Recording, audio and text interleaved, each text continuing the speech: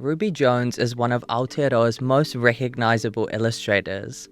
Her work has appeared everywhere from Time magazine to Jacinda Ardern's children's book, and now she's opening her first public exhibition at Tūhura Otago Museum. Ruby's drawings often look deceptively simple, but they hold a deep kaupapa of representation, helping people feel seen, understood, and a little less alone. Today, we're exploring the art of empathy, the power of being seen, and what illustration can do that words sometimes cannot. I'm André and this is Articulate.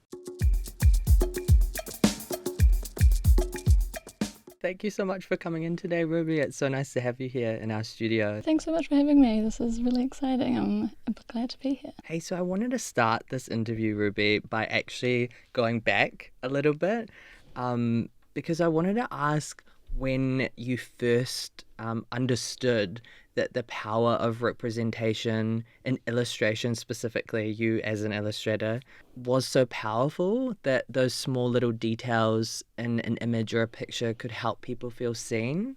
I think for me, for anyone who might not be aware, I was born with cataracts, so I had a bunch of surgery as a baby, and I had glasses from the age of like 3 months or something crazy with the wee strap around the back. And so I was always the kid in the class with glasses, which might not seem like a big deal to everyone else, but to me it was just something I was always aware of, just being a bit different. And so I remember one of the first book characters with glasses was Sophie in the BFG. Oh, cute. And I just remember being so excited that she had glasses, which is a tiny detail to everyone else, but when you're the kid with glasses, it just felt huge to me. Probably didn't think about it then, that details like that mattered, but I guess I have a first-hand experience of how, included or seen they can make you feel, and then I think that probably naturally flowed into my work as I got older.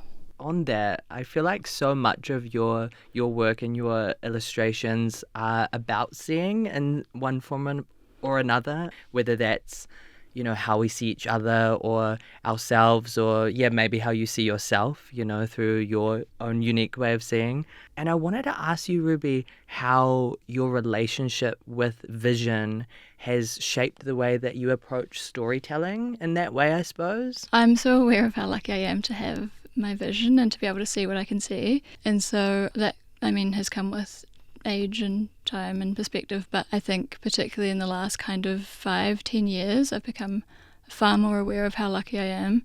Every day when I wake up and I get to see the sky and trees and birds and other people's faces, like that is just so exciting to me, and I think I cherish those kind of mundane everyday details a lot, just because of knowing how kind of fragile, I guess, my situation was. And I think naturally that has kind of flowed into my work as well, kind of shining a light on smaller, more intimate moments that we might not necessarily always stop to think about as much. Yeah, if that makes sense. Totally, yeah. It's interesting thinking about the little details, because what I did want to ask you about was illustrating Jacinda Ardern's children's book, Mum's Busy Work.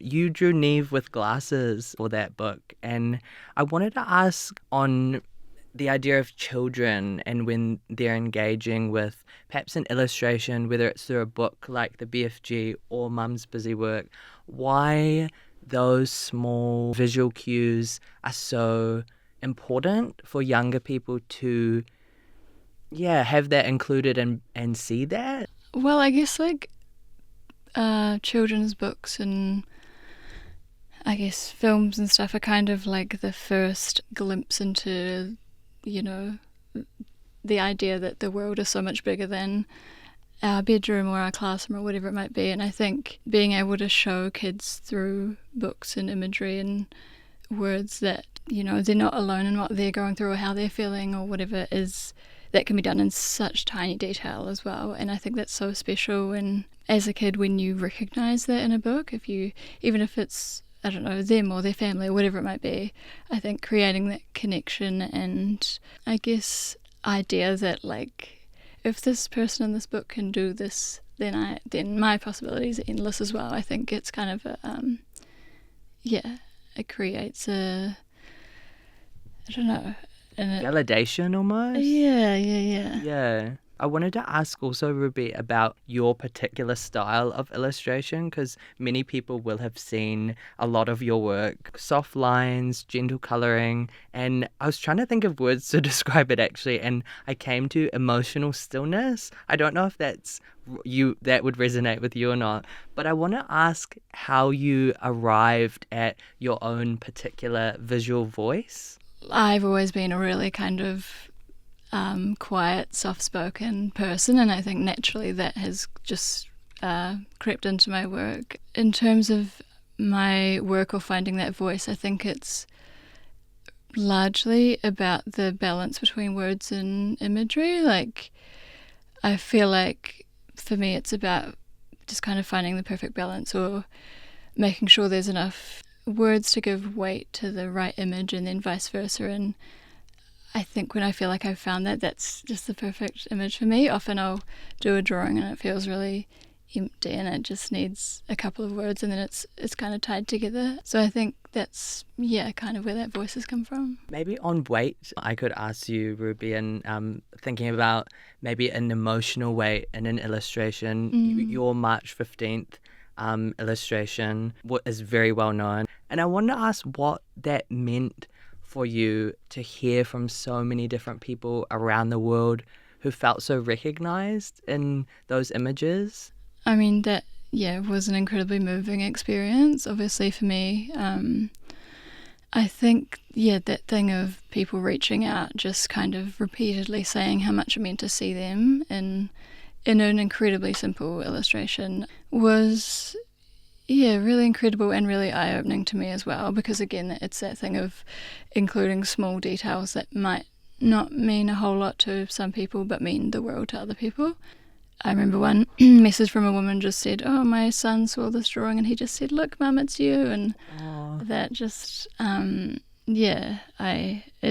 just meant so much to me. And I think it just further cemented the idea of how important representation is in all forms, in all types of media and art. And I think we're doing okay, but we can always keep doing better. For sure, there's always room for improvement. Our core question today, Ruby, is do we underestimate the power that illustration has to influence public feeling or even how we remember events of significance?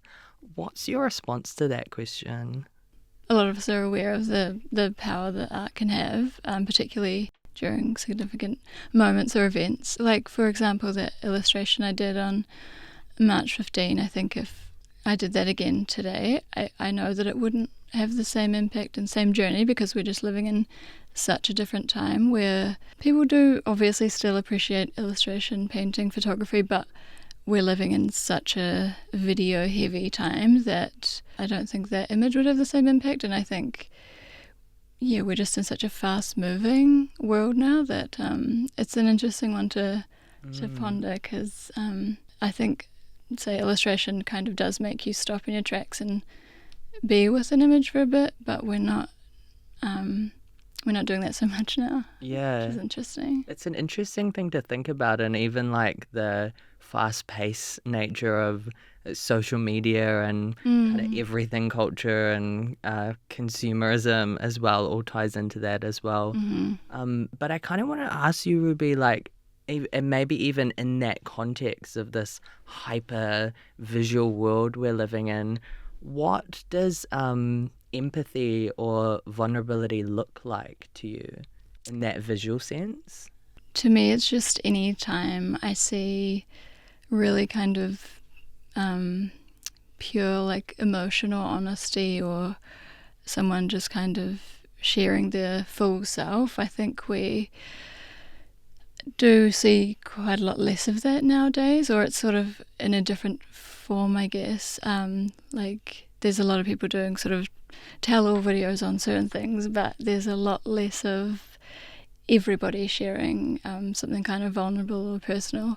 I think to me it's just when I see something really human, and in art I think that can be as simple as, like, I don't know, the lighting or a hand in a position, or those small kind of details can be really powerful in that sense as well. I want to pivot a bit, Ruby, because you mentioned to me, I think before, how your work sometimes can grow out of other art, so films, songs, or poems. And I wanted to ask how you think all the different art forms that exist in the world feed one another. Yeah, I think that's such a kind of magic thing as a creative. I don't know how it is for anyone else, but anytime I feel even a little bit stuck, I know what really helps is just going and listening to a bunch of music or watching some really good films or reading, and it's just that thing of someone else's art totally sparking an idea for my art, and I just am forever just so grateful for that. And I think it's this kind of weirdly magic kind of cycle. And like I've had a sort of creative rut a few months ago, and then there was like 1 week where a whole bunch of albums came out, and I just had this like overwhelming, I just couldn't stop listening to all this great music, and I was like, okay, now I'm just full of all these great ideas. And I remember that just feeling really I don't know, special and fulfilling, right? So fulfilling. I actually interviewed someone the other day, an actor who was talking to me about this very concept. Sorry, not an actor. It was the singer Josh Groban, who sings "You Raise Me Up," and he has gone into Broadway recently, and he was saying how that feeds his music and songwriting, and how also on the flip side, when he's bored and doing nothing, it kind of inspires boredom and doing nothing, which I feel like just is so true. I don't know. It's that weird thing as an artist, say more is definitely begets more. Totally, as well. And I think that thing of also taking yourself, like,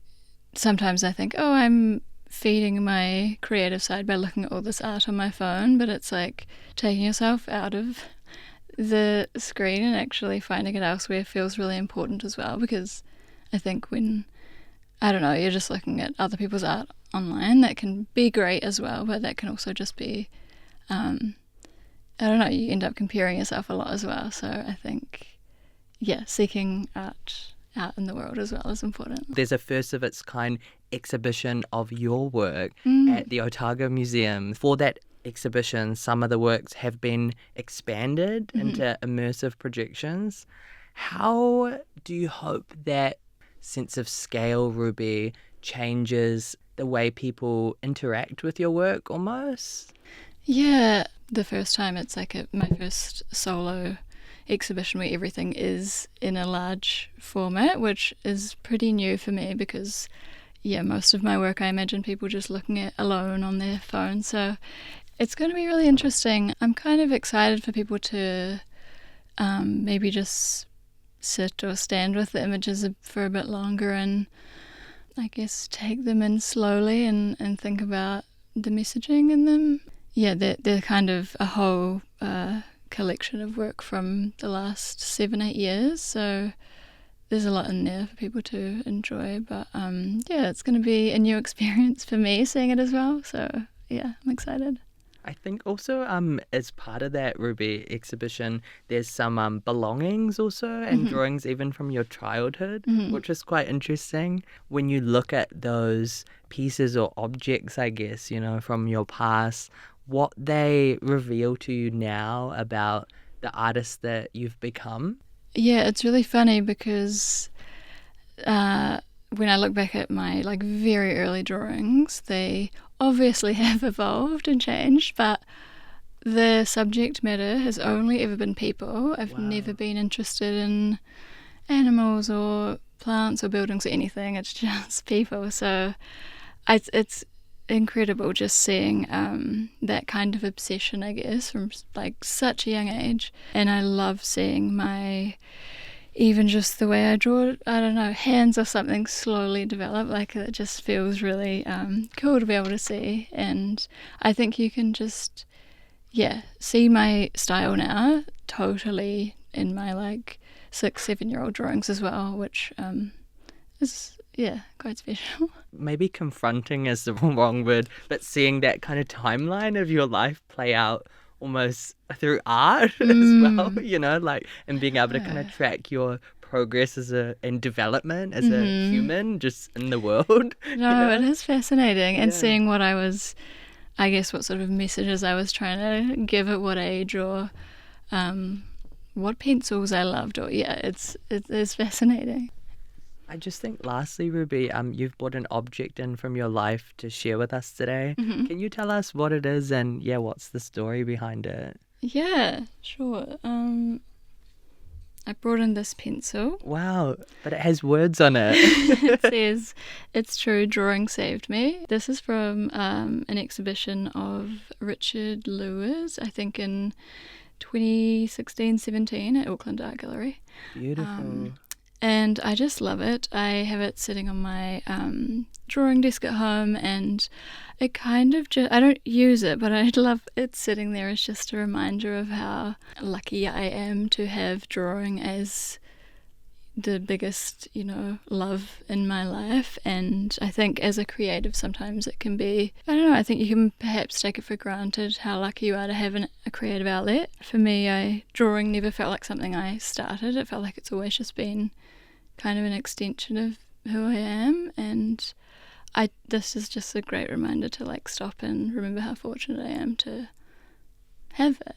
Definitely. I love also, it reminds me of the power and privilege of a simple pencil, having that, the power that you wield in such a rudimentary, simple tool, actually is kind of, it's powerful, Yeah, I know. I thought when I was choosing my object as well, I think the simplicity of a pencil is that is my happiest place in the world. Some paper, pencil, don't need anything else, it's just can tune everything out. Yeah. I love that. Yeah. Oh, well, thank you so much for coming in today, Ruby. It's Thanks been for so lovely having having me. you here. Yeah, I really enjoyed it. Thank you so much. Yeah, you're very welcome.